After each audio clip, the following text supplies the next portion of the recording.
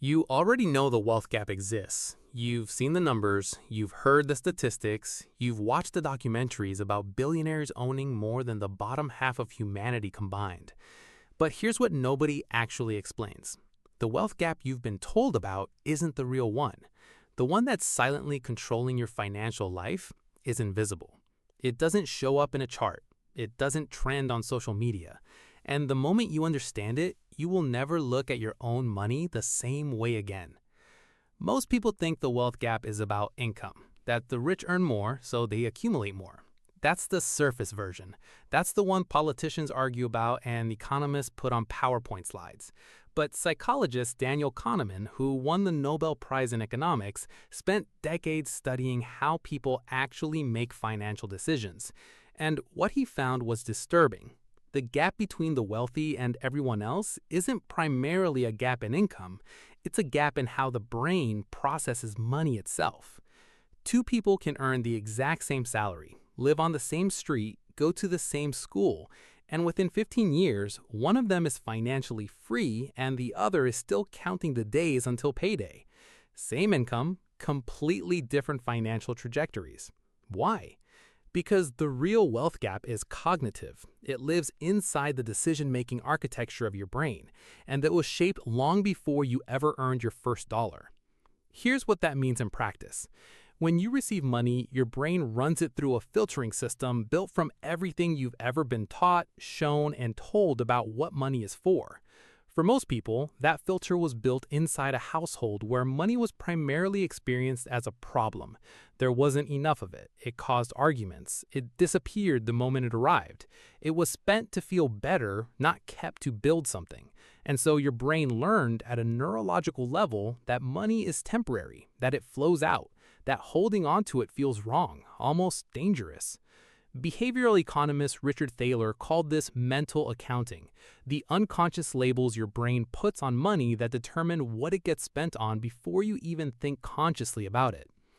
The wealthy were taught a completely different filter, not because they were smarter, not because they worked harder, but because the households they grew up in treated money as a tool that multiplies when you leave it alone. They watched adults make money work. They absorbed a relationship with capital that was fundamentally different, and that relationship became the operating system running silently underneath every financial decision they would ever make. This is the gap nobody talks about. Not because people don't know it exists, but because acknowledging it is deeply uncomfortable. It means the problem isn't just political. It isn't just systemic. Part of it is internal. And that's a much harder thing to fix than raising a minimum wage. Now, let's go deeper, because there's a second layer to this gap, and it's even more invisible than the first. Research by economist Sendhil Mullainathan at the University of Chicago found something that sounds almost cruel when you first hear it.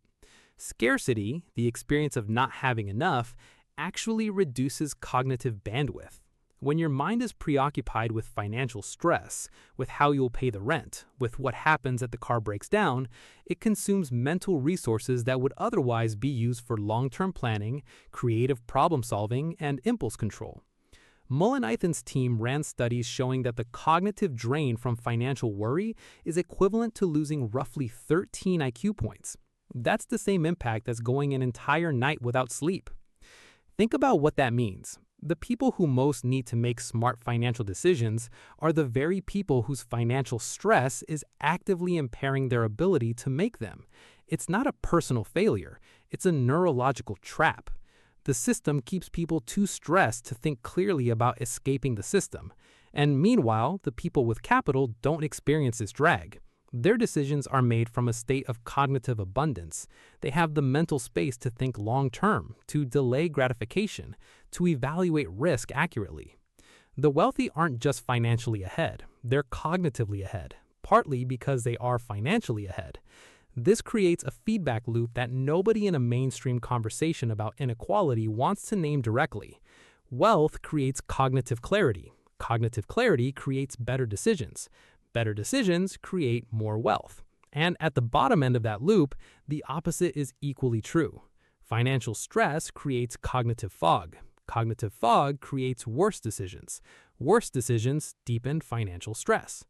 You can be a perfectly intelligent person and still be trapped inside that loop, not because you failed, but because the loop itself is self. Now, here's where the gap gets strange, because it's not just about stress, it's about time.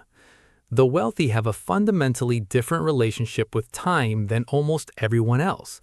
Not because they have more hours, everyone gets 24, but because their financial architecture gives them access to what economists call optionality, the ability to choose between multiple futures.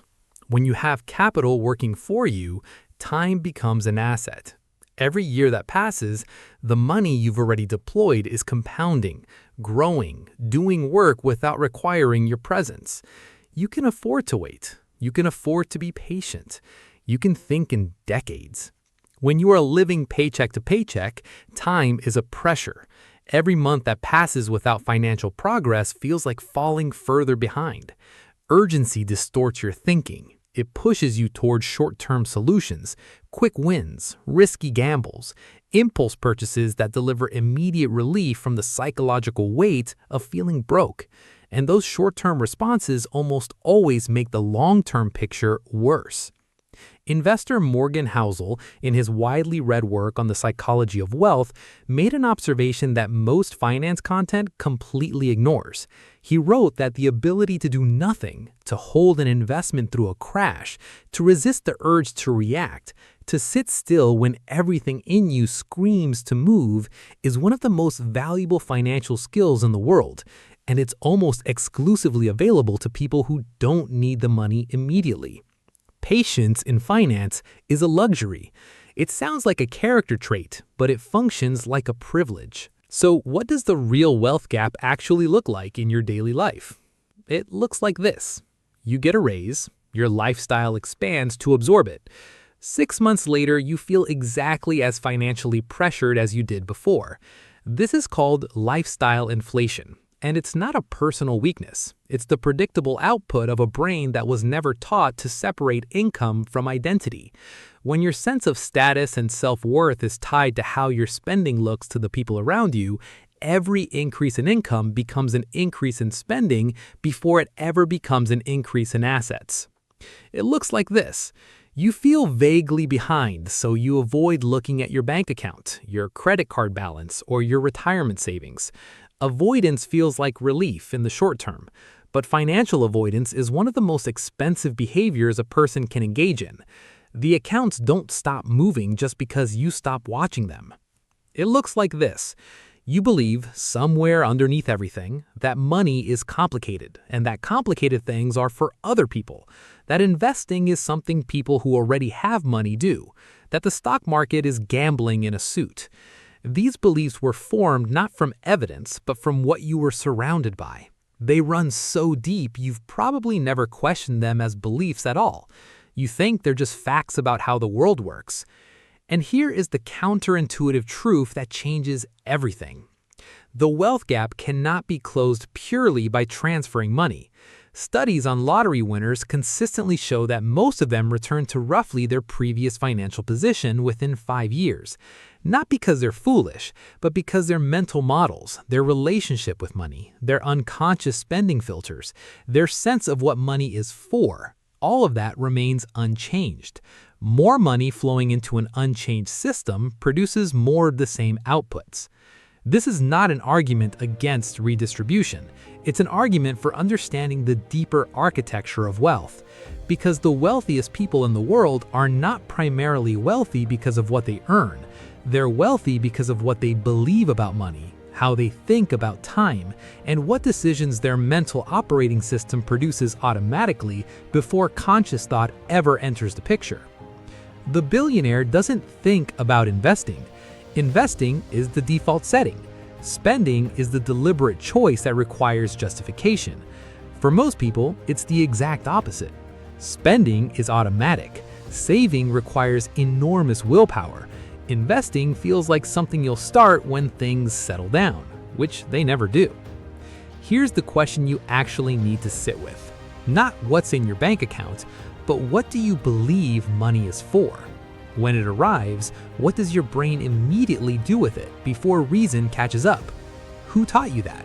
And is that teaching building your future or quietly funding someone else's? The wealth gap is real. The numbers are damning. The systemic forces are genuine and should be fought. But there's a gap inside the gap. A psychological architecture that was built without your consent, that runs without your awareness, and that is shaping your financial life every single day. The first step to closing any gap is seeing exactly where it begins. And it begins right here, right inside the way your brain just responded to that question.